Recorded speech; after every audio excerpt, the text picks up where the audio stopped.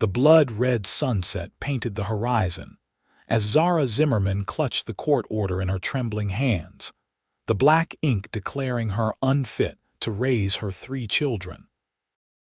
Wood River, Nebraska, 1879, a place that had once promised her a fresh start after her husband's death now threatened to tear apart the only family she had left. "You can't take them," Zara pleaded, her voice breaking as she stood in the doorway of her modest homestead. "Please, they're all I have." The county sheriff, a man named Higgins with cold eyes that never quite met hers, shifted uncomfortably on her porch. Behind him stood Mrs. Penelope Thornton, the wealthiest widow in Wood River and head of the town's moral committee. "It's been decided by Judge Harper, Mrs. Zimmermann," Higgins said, tipping his hat lower to shield his face from her tears. "Children need proper raising, and a woman alone can't provide what they need." Zara's children, 10-year-old Samuel, 8-year-old Elizabeth, and 6-year-old Daniel huddled behind her skirts, their small faces stricken with fear. "You have until tomorrow noon," Mrs. Thornton announced with thinly veiled satisfaction. "The children will be placed with respectable families who can provide proper Christian upbringing and education." After they departed, Zara collapsed to her knees, gathering her children in her arms. She had come to Nebraska 3 years ago following her husband's death, determined to make a life for her family. She'd worked herself to exhaustion managing their small farm, taking in mending, and baking for the general store, all while caring for her 3 children with every ounce of love in her heart. But in the eyes of Wood River's prominent citizens, a widow without means was an unfit mother.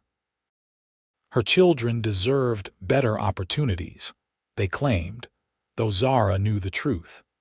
Mrs. Thornton had been trying to claim her small plot of land that connected to the widow's expanding property. As night fell, Zara rocked her sleeping children, memorizing the feel of them in her arms. She would fight this injustice with everything she had, but the law stood firmly against her. Miles away, as the same sunset faded into darkness, Brody Weston rode toward Wood River, unaware that his life was about to change forever. Brody wasn't looking for trouble when he arrived in Wood River the next morning. At 32, he had seen enough conflict to last several lifetimes.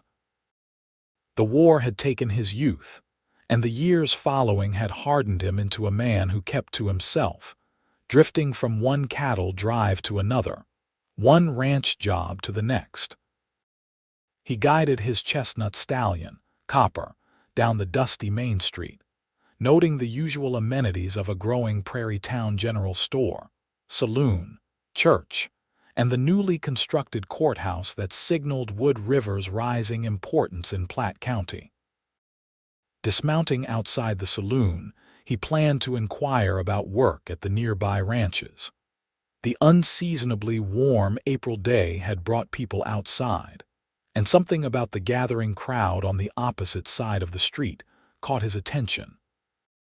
A woman stood on the porch of the sheriff's office, her auburn hair escaping a hastily arranged bun, her arms wrapped protectively around 3 children as a well-dressed older woman supervised 2 men loading small trunks into a wagon. "What's happening there?" Brody asked an old-timer sitting on a bench outside the saloon. The old man spat tobacco juice into the dirt. "Widow woman's losing her kids. Judge says she can't provide proper. Town's placing them with families that can." Brody watched as the woman, barely in her 30s by his estimation, fought tears while speaking urgently to the sheriff. Even from a distance, he could see the desperation in her stance, the way her fingers clutched at her children's shoulders. "Doesn't seem right," Brody muttered. "Ain't my business to say what's right," the old man replied. "That's the Zimmermann widow. Husband died in a threshing accident 3 years back. She's been scratching out a living, but Mrs. Thornton, that's the fancy lady there, she's got the judge's ear." Something about the scene stirred uncomfortable memories for Brody. He'd been 12 when his own family had been torn apart, his younger siblings scattered to different homes after their parents died. He'd run away 3 times trying to find his brother and sisters, eventually aging out of the system without ever reuniting his family. Before Brody realized what he was doing, he was crossing the street, drawn by the woman's obvious distress and the terrified faces of her children. "Please," the woman was saying, her voice strained but dignified. "At least keep them together. They've already lost their father." "It's been decided, Mrs. Zimmermann," the sheriff said, avoiding her eyes. "The Miller family will take the older boy, the Greens will take your daughter, and the Parkers are willing to take the youngest. All good Christian families who can provide what you cannot." "And what exactly can't I provide?" she challenged, a flash of fire breaking through her grief. "Love. Safety. I've never once failed to put food on their table or clothes on their backs. A proper family needs a father figure," Mrs. Thornton interjected coldly. "Children raised by a struggling widow often fall into vice and sloth. The court has made its decision." The smallest child, a boy with hair the color of wheat, began to sob. "I don't want to go, Mama." Brody felt something shift inside him, a resolve he hadn't felt in years. Without thinking through the consequences, he stepped forward. "Excuse me," he said, removing his hat as he approached. "I couldn't help overhearing." All eyes turned to him, a tall, broad-shouldered stranger with dust from the trail still on his boots and a determined set to his jaw. "This isn't your concern, mister," the sheriff said.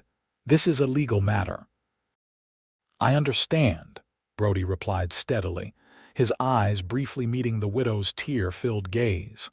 "But I believe I might have a solution that serves the court's concerns while keeping this family together." Mrs. Thornton eyed him suspiciously. "And who might you be?" "Brody Weston, madam. I've worked cattle all over the Nebraska territory. I was passing through looking for work." He turned to the widow. "Mrs. Zimmermann, is it?" The woman nodded, confusion momentarily replacing despair on her face. Brody took a deep breath, hardly believing what he was about to propose. "If the court's concern is that these children need a father figure, perhaps I could help. I'm looking to settle down, and I'm skilled with both livestock and crops. I could assist Mrs. Zimmermann with her farm, providing both financial support and the male guidance the court feels these children require." The sheriff frowned. "You're a stranger here. For all we know, I have references," Brody interrupted. "From the Bar K Ranch near North Platte and the Henderson spread outside of Ogallala. Telegram them if you need to confirm my character." He turned to the widow again. "If you'd be amenable to such an arrangement, madam." Zara Zimmermann stared at the stranger, a mixture of hope and suspicion in her eyes. Her children huddled closer to her, looking between their mother and this tall cowboy who had appeared from nowhere. "Why would you do this?" she asked quietly. "You don't know us." Brody held her gaze. "I know what it's like to be separated from family. No child should endure that if there's an alternative." Mrs. Thornton huffed indignantly. "This is preposterous." "The court has already, actually," the sheriff interrupted, looking thoughtful. "The judge might consider a stay if there's a change in circumstances." He studied Brody. "You're proposing to what? Marry the widow?" Brody cleared his throat. "If that's what it takes to keep these children with their mother, I'm willing to discuss such an arrangement." Zara gasped softly. Her oldest son looked up at the stranger with a mixture of hope and wariness. "This is highly irregular," Mrs. Thornton protested. "Maybe so," the sheriff conceded, but Judge Harper did specifically mention the lack of a father figure as his primary concern. He turned to Zara. "Mrs. Zimmermann, would you consider this proposal?" Zara looked from her children's hopeful faces to the steady gaze of the stranger. She had no idea who this man was or why he would offer such help, but if there was even a chance to keep her family together. "I would consider any arrangement that keeps my children with me," she said finally. The sheriff nodded. "I'll speak to the judge. In the meantime, I'm delaying the removal until tomorrow morning." He gave Brody a stern look. "I'll be sending those telegrams right away, Mr. Weston. If your references don't check out, this won't proceed." As the crowd dispersed, Zara stood with her children, facing the stranger who had just offered to upend his life for them. "Mr. Weston, I don't know how to thank you, but I need to understand why you're doing this." Brody replaced his hat, his expression unreadable. "Like I said, Mrs. Zimmerman, I've seen what happens when families are torn apart. I'd like to help if I can." He glanced at the three children watching him with wide eyes. "Perhaps we could discuss this further at your home. I'm sure your children have had enough excitement for one day." Zara nodded, still stunned by this unexpected turn of events. "Our farm is about a mile west of town. You're welcome to join us for supper, Mr. Weston. It seems we have much to discuss." As they walked toward her wagon, the youngest boy looked up at Brody. "Are you really going to be our new pa?" Brody met Zara's eyes over the child's head. "Let's just say I'm going to try to help your mama keep you all together." For the first time that day, a flicker of hope warmed Zara's heart. She didn't know this man, and she certainly didn't trust that his intentions were entirely altruistic, but he had given her children a chance to remain with her. For now, that was enough. The ride to the Zimmerman farm was quiet, with the children stealing curious glances at Brody as he followed alongside the wagon on his horse. Zara's mind raced with questions and concerns. Who was this stranger? Could she trust him? What would this arrangement truly entail? When they arrived at the modest homestead, Brody took in the small cabin, the well-tended vegetable garden, and the small barn in need of repair. It was clear that Zara had been working hard to maintain the property, but it was equally evident that she was struggling. "It's not much," Zara said defensively as she helped her children down from the wagon. "It's a home," Brody replied simply. "That's what matters." After settling the children with their chores, Zara invited Brody to sit at the rough-hewn table while she prepared a simple meal of beans, corn bread, and the last of her preserved peaches. "I need to understand exactly what you're proposing, Mr. Weston," she said as she worked. "And why?" Brody ran a hand through his dark hair. "I told you the truth about why. When I was a boy, my parents died of fever within weeks of each other. The authorities separated me and my siblings. My brother went to a farm family 50 miles away, and my two sisters were sent to different homes in another county altogether. I never saw any of them again, despite years of searching." Zara paused in her work, the pain in his voice unmistakable. "I'm sorry for your loss, Mr. Weston. Truly." He nodded acknowledgement. "As for what I'm proposing, I'm suggesting a marriage of convenience, Mrs. Zimmerman, one that would satisfy the court and keep your children with you." "And what would you expect in return?" she asked bluntly.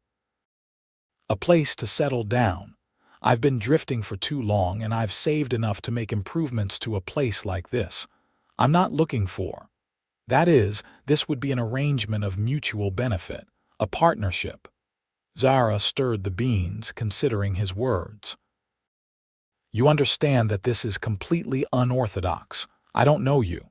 My children don't know you."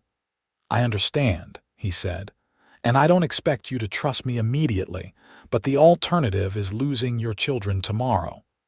The painful truth of his words hung in the air between them. "How do I know you're not worse than what the court fears?" she asked, meeting his gaze directly. "You could be anyone." "That's fair," Brody conceded. "Check my references. Talk to the sheriff after he receives responses to those telegrams." I've worked honestly for good people who will vouch for my character." The oldest boy, Samuel, entered the cabin with an armload of firewood, studying Brody with serious eyes as he stacked it by the stove. "Mr. Weston was just explaining his offer to help us, Sam," Zara said, trying to sound confident for her son's benefit. "Are you a good man?" Samuel asked directly. Brody met the boy's gaze. "I try to be, son. I work hard, I keep my word, and I don't harm those weaker than me." "Is that good enough?" Samuel considered this. "Can you teach me to ride better and use a lasso? Pa was going to, but then—" "Sam," Zara warned gently. "It's all right," Brody said. "Yes, I can teach you those things if your mother approves. I started working cattle when I was younger than you." The boy nodded, apparently satisfied for the moment, and went back outside to help his siblings. "They're good children," Brody observed. "The best," Zara agreed, her voice softening. "They've been through so much already." She took a deep breath. "Mr. Weston, if and I emphasize if your references check out and I agree to this arrangement, I need to be clear about my expectations." "Of course. This would be a marriage in name only. You would have your own space in the lean-to room off the barn until we determine if this arrangement can work long-term. You would help with the farm and provide the father figure the court requires, but—" "I understand completely, Mrs. Zimmermann," Brody said quietly. "I'm not looking to impose myself where I'm not wanted. I respect your boundaries." Zara nodded, relieved. "Thank you. And please, if we're to convince a judge we're entering a genuine marriage, you should call me Zara." "Zara," he repeated, the name feeling strange on his lips. "And I'm Brody." The evening progressed with a cautious civility. The children warmed to Brody as he shared stories of his travels and answered their endless questions. By the time they were tucked into their beds in the small room they shared, even Zara had to admit that Brody Weston seemed to be exactly what he claimed, a decent man offering help when it was desperately needed. After the children were asleep, they sat by the fire, finalizing their plan. "If the judge agrees to this arrangement, how soon would we need to?" Zara couldn't quite bring herself to say the word. "Marry," Brody supplied. "I imagine immediately. Would that be difficult for you? I know your husband hasn't been gone that long." 3 years, Zara corrected. "And while I'll always honor Thomas's memory, my children come first. I'll do whatever is necessary to keep them." Brody nodded, understanding in his eyes.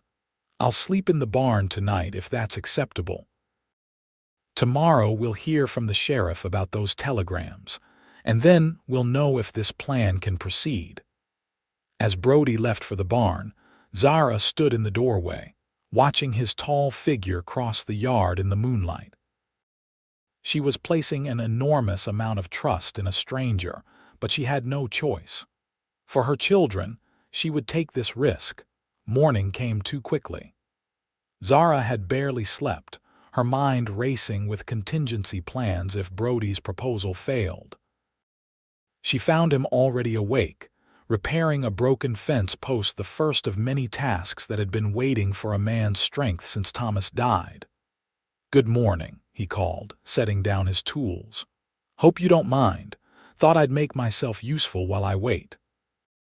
"Not at all," she replied, oddly touched by his initiative. "Thank you." The children emerged from the cabin, immediately surrounding Brody with more questions. Watching him patiently answer each one, Zara allowed herself a moment of hope. Perhaps this crazy plan might actually work. By mid-morning they were on their way back to town, the children cleaned up and wearing their Sunday best. Brody had shaved and donned his cleanest shirt, while Zara wore the dress she'd made for special occasions, her hair neatly arranged beneath her bonnet. The sheriff met them outside his office, his expression grave but not unkind. "Mr. Weston, your references speak highly of you. Both the Bar K and Henderson ranches confirm you're a hard worker with honest character." Relief flooded through Zara. Judge Harper has agreed to hear your proposal, the sheriff continued. He's waiting at the courthouse now. As they walked the short distance to the imposing brick building, Mrs. Thornton intercepted them, her face pinched with displeasure. "This charade won't work, Zara Zimmermann," she hissed. "That land should have been mine when your husband died, and I won't let some drifter stop what's right." Brody stepped forward, placing himself between Zara and the older woman. "Madam, I believe you're upset about matters that don't concern you. Mrs. Zimmerman's property belongs to her and her children." Mrs. Thornton's eyes narrowed. "We'll see about that, Cowboy. Wood River has standards, and foreigners like the Zimmermans have never truly belonged here." As she stalked away, Zara explained in a low voice, "My husband was German. There's still prejudice, even though I was born in Pennsylvania." Brody's jaw tightened. "I'm beginning to understand why Mrs. Thornton is so invested in this case." Judge Harper was a stern man with a reputation for rigid adherence to the law. He listened impassively as Brody explained his proposal, while Zara sat with her children, trying to project confidence she didn't feel. "Mr. Weston," the judge finally said, "while your offer is unusual, it does address the court's primary concern regarding these children's upbringing." He turned to Zara. "Mrs. Zimmermann, are you entering this arrangement willingly?" "Yes, Your Honor," Zara replied firmly. "Mr. Weston's assistance will allow me to provide even better for my children while keeping our family intact." Judge Harper considered this. "Very well. I am willing to stay the order removing the children on the condition that you and Mr. Weston marry immediately, and that he assumes legal responsibility for both the children and the property." Zara tensed at the mention of property, understanding now why Mrs. Thornton had been so determined to separate her from her children. "Furthermore," the judge continued, "there will be monthly visits from the county welfare officer for the next 6 months to ensure the arrangement is working satisfactorily." "We understand, Your Honor," Brody said. "Thank you for your consideration." Judge Harper nodded. "The court clerk can perform the ceremony today, and I will witness it myself. This arrangement is highly irregular, but I believe it serves the best interests of the children." 2 hours later, Zara stood beside Brody in the clerk's office, speaking vows she had never expected to repeat. Her children watched with wide eyes as their mother married a man they had only met yesterday. "By the authority vested in me by the state of Nebraska, I now pronounce you husband and wife," the clerk intoned. "You may kiss the bride." Brody hesitated, then leaned forward and placed the briefest, most respectful kiss on Zara's cheek. The touch of his lips, warm and unexpectedly gentle, sent a surprising flutter through her chest. Judge Harper signed the marriage certificate with a flourish. "Congratulations, Mr. and Mrs. Weston. I expect to hear good reports from the welfare officer." As they left the courthouse, the children running ahead in relief and excitement, Brody offered Zara his arm. "Well, Mrs. Weston, shall we go home?" The sound of her new name startled her. "This is going to take some getting used to," she admitted. "For all of us," he agreed. "But we've bought ourselves time, and that's what matters." The first weeks of their unusual arrangement passed in a blur of adjustments and cautious optimism. True to his word, Brody established himself in the lean-to room off the barn, giving Zara and the children their privacy while making himself available for the heavy work around the farm. With Brody's strength and knowledge, improvements came quickly. He repaired the leaking roof, reinforced the barn, and built proper enclosures for the few animals they owned. Using his savings, he purchased 2 milk cows and a small flock of chickens, immediately improving both their diet and their potential income. The children adapted to his presence with surprising ease. Samuel followed Brody everywhere, soaking up knowledge about horses and roping. Elizabeth, initially the most wary, gradually warmed to him when he carved her a small wooden horse and taught her to play checkers. Daniel, the youngest, simply accepted Brody's presence with the adaptability of a 6-year-old, soon crawling into his lap for stories in the evenings. For Zara, the adjustment was more complicated. Having another adult in the household eased her burden considerably, yet maintaining the boundaries of their arrangement required constant awareness. She found herself watching Brody when he didn't notice the way he gently instructed her children, the care he took with her few possessions, the quiet strength he brought to every task. He was unfailingly respectful of her space and her authority with the children, never contradicting her decisions or imposing his own will. In the evenings, after the children were asleep, they would sit at the kitchen table and discuss plans for the farm, their conversation gradually extending to more personal matters as trust slowly built between them. A month into their marriage, the county welfare officer, Miss Jenkins, made her first visit.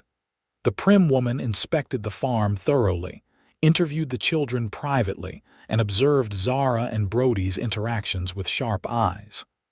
"Well, Mrs. Weston," she said as she prepared to leave, "I must say I'm pleasantly surprised. Your home has improved considerably, and the children appear well adjusted to your new arrangement." "Thank you, Miss Jenkins," Zara replied, relief evident in her voice. "I do have one concern, however," the officer continued, lowering her voice. "Mrs. Thornton continues to express doubts about the authenticity of your marriage. She suggests it's merely a ruse to circumvent the court's order." Brody stepped forward. "Miss Jenkins, I assure you our marriage is genuine.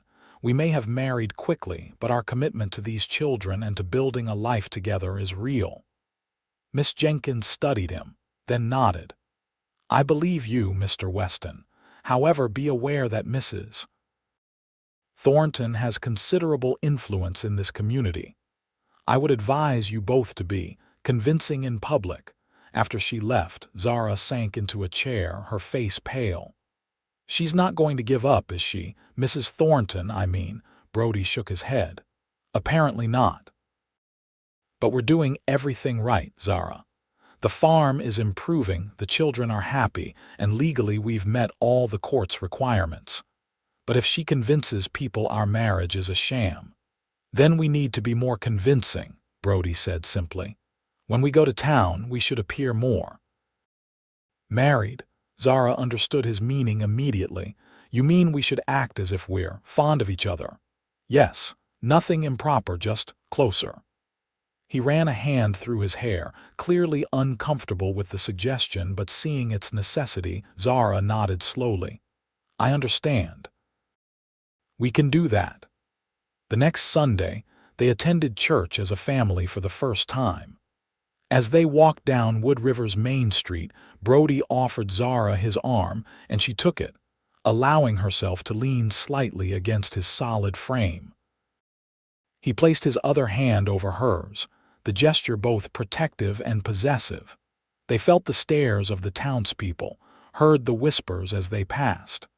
Brody nodded respectfully to the men, while Zara exchanged polite greetings with the women who had previously kept their distance. When Mrs. Thornton passed, giving them a cold look, Brody surprised Zara by bending to whisper something in her ear.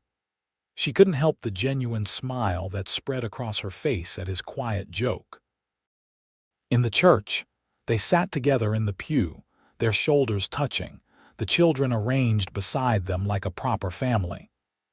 After the service, several church members approached to introduce themselves to Brody, curious about the stranger who had so suddenly married their neighbor. "We're pleased to meet you, Mr. Weston," said Mrs. Miller, one of the women who had been prepared to take Samuel. "It seems you've brought quite a change to the the Weston household." "I'm the fortunate one," Brody replied, his hand resting lightly on Zara's lower back. Zara and the children have given me the family I've always wanted. The sincerity in his voice surprised Zara. For a moment, their charade felt almost real. As spring turned to summer, the farm flourished under their combined efforts. Brody's knowledge of animal husbandry complemented Zara's skill with crops and preserving food. Together, they created a productive homestead that was beginning to generate modest profits at the weekly market. The pretense of their marriage became easier to maintain in public, their practiced touches and glances becoming more natural with time. What Zara hadn't expected was how those public displays would affect her private thoughts. She found herself watching Brody as he worked shirtless in the summer heat, noticing the strength in his shoulders and the gentleness in his hands. She caught herself wondering what it would be like if their arrangement were real, if those hands would ever reach for her in the darkness. For his part, Brody maintained a respectful distance when they were alone, never presuming upon their legal relationship. But Zara sometimes caught him watching her with an intensity that made her cheeks flush and her heart race. On those occasions, he would quickly look away, returning to whatever task occupied him. The children, oblivious to the complexities of adult relationships, simply thrived under the stability their unusual family now provided. Samuel grew inches over the summer, his confidence blossoming under Brody's guidance.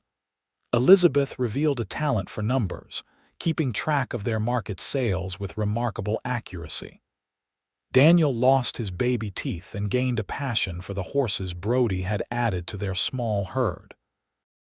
By the time Miss Jenkins made her third monthly visit in July, the Weston farm had become one of the most promising small operations in the area. The welfare officer could find nothing to criticize as she toured the property, noting the new well Brody had dug, the expanded vegetable garden, and the children's obvious health and happiness. "You've created something remarkable here," she admitted as she prepared to leave. "I'll be recommending that the court formally recognize your family's stability at the end of our 6-month observation period." Zara couldn't help the tears that sprang to her eyes. "Thank you, Miss Jenkins. That means more than you know." The officer hesitated, then added in a lower voice, "I should warn you that Mrs. Thornton hasn't given up. She's been speaking to Judge Harper privately, suggesting that your quick marriage was suspicious and that Mr. Weston might have unsavory motives." Brody's jaw tightened. "That woman seems determined to cause trouble. She wanted your land quite badly, Mrs. Weston," Miss Jenkins explained. "Her late husband had been buying up properties along the creek for years. Yours is the last piece she needs to control the entire water access for that section of the county." Understanding dawned on Zara. So this was never about my capabilities as a mother, it was about forcing me to sell. "I believe so," Miss Jenkins confirmed. "Without your children, with no means of working the land alone, you would likely have had to sell. It's not uncommon in these situations." After the welfare officer departed, Zara and Brody sat on the porch, watching the children play in the yard as the summer sun began to set. "I can't believe I almost lost them because of one woman's greed," Zara said, her voice tight with anger. Brody's hand covered hers on the porch railing. "But you didn't lose them, and you won't." The warmth of his touch sent a now familiar flutter through her chest. Over the past months, she had come to rely on Brody's steady presence, his unwavering support. What had begun as an arrangement of necessity had evolved into something she couldn't quite define but increasingly valued. "Thank you," she said softly. "I don't know what would have happened if you hadn't ridden into Wood River that day." His eyes, the color of a stormy sky, met hers. "I've been thinking about that myself. I had no plans to stop here. I was heading to Wyoming, thinking there might be work on the bigger ranches there." "What made you stay?" she asked. Brody was quiet for a long moment. "When I saw you fighting for your children, something just clicked into place. I remembered being that terrified child, being separated from my siblings." His voice grew rough with emotion. "I couldn't ride away and let it happen again, not when I might be able to help." The honesty in his words touched something deep inside Zara. Impulsively, she leaned forward and kissed his cheek, much as he had kissed hers on their wedding day. "Whatever your reasons, I'm grateful every day that you stayed." The surprise in his eyes gave way to something warmer, more intense. For a breathless moment, Zara thought he might turn his head, might capture her lips with his. Instead, he squeezed her hand gently and stood. "I should check on the new foal before dark," he said, his voice slightly unsteady. As he walked toward the barn, Zara pressed her fingers to her lips, wondering at the disappointment she felt and what it might mean. August brought scorching heat and the threat of drought to Nebraska. Farmers throughout the county watched the cloudless sky with increasing anxiety as crops began to wither and streams ran low. The Weston farm fared better than most, thanks to Brody's foresight in digging a deeper well and his careful water management. Still, the stress of the season weighed on everyone. Tempers grew short, and the children grew restless in the oppressive heat. Zara worked from dawn until dusk, preserving what vegetables they could harvest and preparing for the possibility of a lean winter. Brody pushed himself even harder, rising before first light and working until well after dark, determined that their farm would survive where others might fail. Zara worried about his exhaustion, but admired his dedication. In the 4 months since their hasty wedding, he had proven himself a true partner in every sense except the most intimate. One particularly brutal afternoon, as the temperature soared past 100 degrees, Brody collapsed while repairing the chicken coop. Samuel ran to fetch Zara from the kitchen, his young face twisted with worry. "Ma, Brody's sick." Zara rushed to where Brody lay in the scant shade of the coop, his face alarmingly pale beneath his tan, his shirt soaked with sweat. "Brody." She knelt beside him, pressing a hand to his forehead and finding it burning hot. "Samuel, run and fill the washtub with cool water from the well. Elizabeth, bring clean cloths and water for drinking."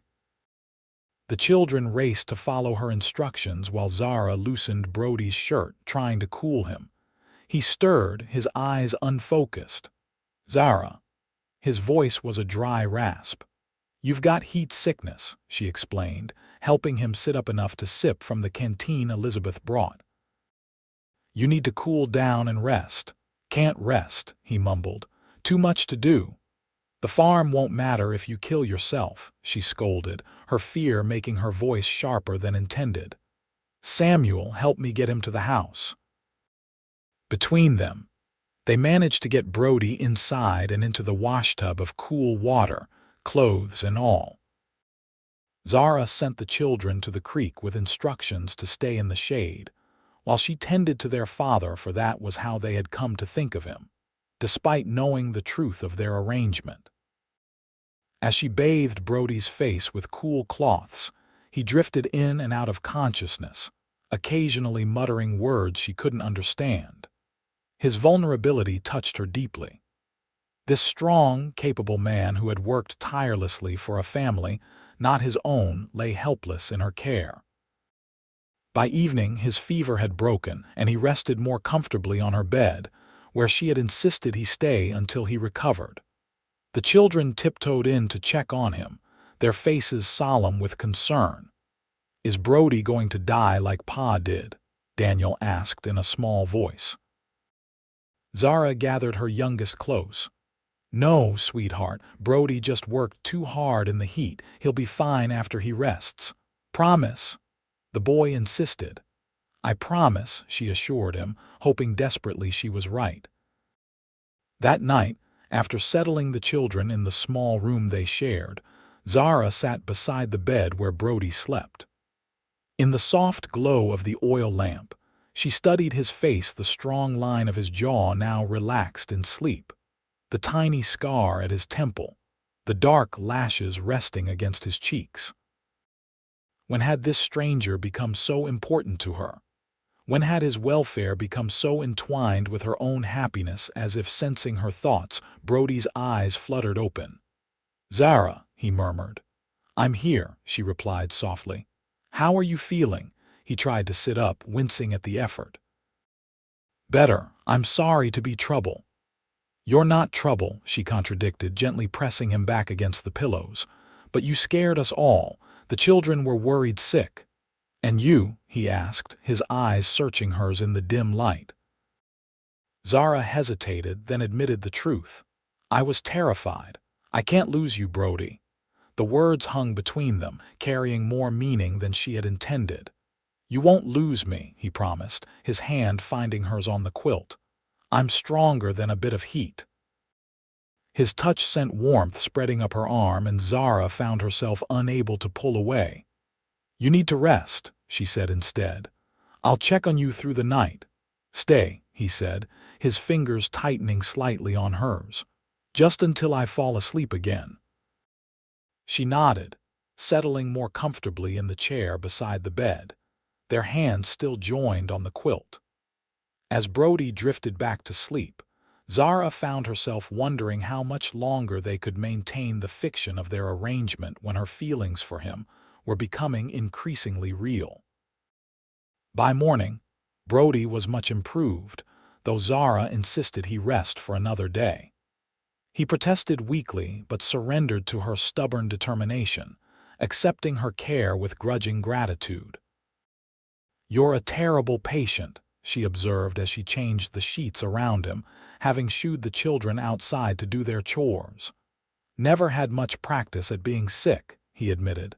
"Don't like feeling useless." "You're far from useless, Brody Weston," Zara said firmly. "You've transformed this farm in a few short months. One day of rest won't undo all that work." He caught her wrist as she leaned over him, his fingers gentle but insistent.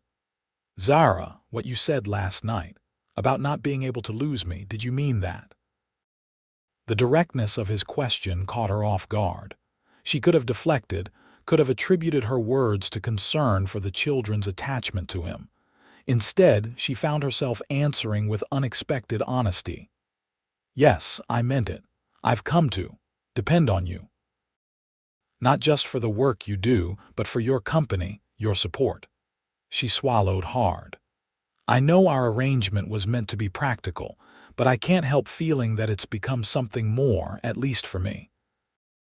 Brody's eyes darkened, and his thumb traced a small circle on the inside of her wrist, sending shivers up her arm. "It's become more for me too, Zara. Much more." The tension between them crackled like summer lightning.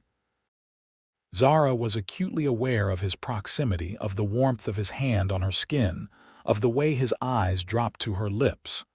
The moment was shattered by Samuel bursting into the cabin, his face alight with excitement. "Ma, Brody, a letter came from the judge. The sheriff's boy just delivered it." Zara straightened, her heart pounding for an entirely different reason now. She took the official-looking envelope from her son, breaking the seal with trembling fingers. As she read the contents, tears filled her eyes. "What is it?" Brody asked, struggling to sit up. "Zara, what does it say?" She looked up, a smile breaking through her tears. "The court has completed its review of our case ahead of schedule. Based on Miss Jenkins' reports and the obvious improvement in our circumstances, Judge Harper has dismissed all concerns about my fitness as a mother. The children are officially staying with us permanently." Samuel whooped with joy and ran outside to tell his siblings the news. Zara sank onto the edge of the bed, overcome with relief. "It's over," she whispered. "They're safe." Brody reached for her hand again. "You did it, Zara. You kept your family together." "We did it," she corrected, squeezing his fingers. "I couldn't have done this without you, Brody. A shadow passed across his face. Now that the court case is resolved, I suppose our arrangement has served its purpose. Zara felt a chill despite the summer heat. What do you mean? You no longer need a husband to satisfy the court, he said quietly. If you wanted to end our arrangement, seek an annulment perhaps, you could do so now without risking the children. The thought of Brody leaving had never occurred to Zara. The possibility left her feeling hollow and afraid in a way that even the court's threats hadn't managed. Is that what you want? She asked, her voice barely above a whisper. To leave now that your obligation is fulfilled, Brody's expression softened. No, Zara, leaving is the last thing I want. But I promised you this would be your decision, that I wouldn't impose myself where I wasn't wanted. Relief flooded through her. I don't want you to leave, Brody. The children adore you and I. She hesitated, then gathered her courage. I've grown to care for you deeply. The hope that bloomed in his eyes matched the feeling expanding in her chest. Slowly, giving her every opportunity to pull away, Brody leaned forward and brushed his lips against hers. The gentle kiss sent warmth flooding through her, and Zara found herself responding with an eagerness that surprised them both. When they finally broke apart, Brody rested his forehead against hers. I've wanted to do that for months, he admitted. Why didn't you? She asked, her fingers tracing the line of his jaw. I made you a promise. This marriage was supposed to be in name only, an arrangement to keep your children safe. I wouldn't break that trust, not even when I found myself falling in love with you. The words hung in the air between them, honest and vulnerable. Zara's heart soared at his confession. I think I've been falling in love with you too, she whispered. It scared me at first. How could I trust these feelings when we came together under such unusual circumstances? But watching you with my children, seeing your kindness and integrity every day, how could I not love you, Brody Weston? Their second kiss was deeper, a promise of the future they might build together. Outside, the children's laughter drifted through the open window, a sound of pure joy that had once been threatened but was now secure. So, Brody said when they finally broke apart, his smile brighter than she had ever seen it. What happens now, Mrs. Weston? Zara laughed, happiness bubbling up inside her. Now we build the life we've been pretending to have, together. As September cooled the Nebraska prairie, the Weston farm celebrated a bountiful harvest despite the summer's drought. The barn was stocked with hay for the winter, the root cellar filled with preserved vegetables, and the smokehouse hung with meat from the pigs they had raised. More importantly, the family that had been forged in desperation had grown into something genuine and strong. Zara and Brody now shared the cabin's small bedroom, their marriage real in every sense. The children blossomed under their united care, secure in the knowledge that their family was permanent and loving. Mrs. Thornton had finally admitted defeat, focusing her attention on another vulnerable widow in the next county. Miss Jenkins made one final visit, smiling approvingly at the obvious affection between Zara and Brody and the children's evident happiness. I believe your case will serve as an example to the court, she remarked as she departed. Sometimes unconventional solutions are exactly what's needed. On a crisp October evening, as the family sat around the fireplace after supper, Samuel asked a question that had clearly been on his mind for some time. Brody, are you our real pa now? I mean, not just because the judge said so, but really. Brody exchanged a glance with Zara, who nodded encouragingly. Samuel, he began carefully, I could never replace your father. He will always be the man who gave you life and loved you first. He reached out to include Elizabeth and Daniel in his gaze. But if you'll have me, I would be honored to be your pa now, not just on paper but in my heart. Do you love us? Elizabeth asked directly, her serious eyes studying him. More than I ever thought possible, Brody answered honestly. When I rode into Wood River that day, I was just a lonely man looking for work. I never imagined I'd find a family to love. Daniel, always the most physically affectionate, climbed into Brody's lap. I love you too, Pa. The simple acceptance in the child's words brought tears to Brody's eyes. Samuel and Elizabeth joined them, and Zara completed the circle, her arms encompassing her family, the family she had fought so desperately to keep. We should make it official, Brody said later that night as they lay together in the darkness of their bedroom. I want to adopt the children legally if you're agreeable. Zara propped herself up on one elbow, studying his face in the moonlight streaming through the window. Are you sure? It's a big responsibility. I've never been more sure of anything, he replied, reaching up to tuck a strand of hair behind her ear. They're already my children in every way that matters.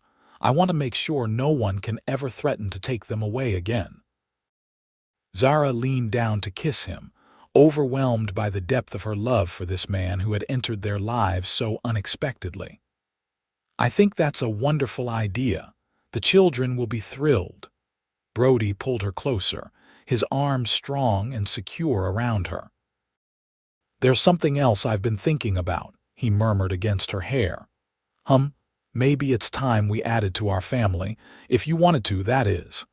The suggestion sent a thrill through Zara. The thought of having a child with Brody, a physical embodiment of their love, filled her with joy she hadn't dared to imagine a year ago. I would like that very much, she whispered. Spring arrived in a riot of wildflowers and new life on the Weston farm. The legal adoption of Samuel, Elizabeth, and Daniel had been completed in February, an occasion they had celebrated with the first real party they'd ever hosted. Neighbors who had once kept their distance now sought out the Westons' company, impressed by their successful farm and charmed by their obvious devotion to each other. On a perfect May morning, as dawn broke over the Nebraska prairie, Zara gave birth to a healthy baby boy they named James Thomas Weston James, for Brody's father and Thomas for Zara's first husband, honoring the past while embracing their future. As Brody held his son for the first time, the children clustered around the bed, eager to meet their new brother. He's so tiny, Elizabeth marveled, gently touching the baby's fingers. But he'll grow, Samuel said with the wisdom of his 11 years. And we'll teach him everything, won't we, Pa? Brody looked up, his eyes meeting Zara's over their children's heads.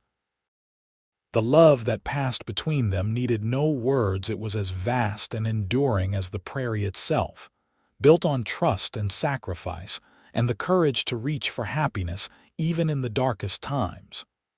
Yes, Brody agreed, his voice rough with emotion. We'll teach him everything he needs to know about family and love and fighting for what matters. As the sun climbed higher in the Nebraska sky, bathing their home in golden light, Zara reflected on the journey that had brought them here. What had begun in desperation, a mother's frantic fight to keep her children, a stranger's unexpected compassion had blossomed into something beautiful and lasting. The court had threatened to tear them apart, but love had brought them home, all of them together, where they belonged. 5 years later, the Weston farm had grown into one of the most prosperous in Platte County. With careful management and hard work, Brody and Zara had expanded their property, adding 50 acres of prime farmland and a new, larger home to accommodate their growing family. James, now a sturdy 5-year-old with his father's dark hair and his mother's quick smile, had been joined by twin sisters, Emma and Grace, who at 3 years old were the delight of their older siblings. Samuel, at 16, had grown into a thoughtful young man with his stepfather's talent for animal husbandry. Elizabeth, 14, showed remarkable aptitude for business, keeping the farm's accounts with precision and foresight. 12-year-old Daniel had developed an unexpected gift for mechanics, constantly tinkering with farm equipment to improve its efficiency. Wood River itself had changed as well, growing with the railroad's expansion and the increasing settlement of Nebraska. Mrs. Thornton had died the previous winter, her property divided among distant relatives who had little interest in maintaining her vendetta against the Westons. Judge Harper had retired, replaced by a younger man with more progressive views on family law. On a warm summer evening, as they celebrated their 6th wedding anniversary with a gathering of friends and neighbors, Brody found Zara standing alone on the porch, watching the sunset paint the sky in shades of pink and gold. "Penny for your thoughts, Mrs. Weston," he asked, slipping his arms around her waist and pressing a kiss to her temple. Zara leaned back against his chest, savoring his strength and warmth. "I was just thinking about that day in town when you stepped forward and offered to marry me." "Did you have any idea what you were getting yourself into?" Brody chuckled, the sound rumbling pleasantly against her back. "Not in the slightest. I just knew I couldn't ride away and leave you to face that battle alone.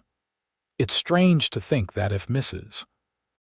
Thornton hadn't been so determined to get our land, if the court hadn't threatened to take my children, we might never have met," Zara mused. "Something so painful led to so much happiness." "Life has a way of working out," Brody agreed. "Though I like to think I would have found you somehow, even without all that drama. Some things are just meant to be." From inside the house came the sound of laughter as Samuel told a story that had the gathered guests in stitches. Through the window, Zara could see Elizabeth helping the twins with their cake, while Daniel demonstrated his latest invention to an admiring audience. "You ever regret it?" she asked suddenly, turning in Brody's arms to face him. "Giving up your freedom, taking on another man's children, settling down so suddenly," Brody's eyes, still as blue as a stormy sky after all these years, held hers with unwavering certainty. "Not for a single moment. My life began the day I found you, Zara. Everything before was just preparation for loving you and our family." He kissed her then, a kiss that still held all the passion and tenderness of their early days together.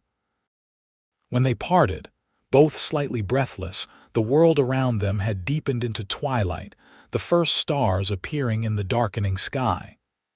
"We should go back inside," Zara murmured. "Our guests will wonder where we've disappeared to." "Let them wonder," Brody replied with a grin, pulling her close again. "I'm still courting my wife after all these years." As they eventually rejoined the celebration, moving among friends and neighbors who had witnessed their unusual beginning and their flourishing happiness, Zara felt a profound gratitude for the journey that had brought them here. What had started as a desperate arrangement had transformed into the deepest love she had ever known, a love that had not only saved her children, but had given all of them a home built on trust, respect, and unwavering devotion. In the heart of Nebraska, under an endless sky, the Weston family had found their perfect place together, against all odds, exactly where they belonged.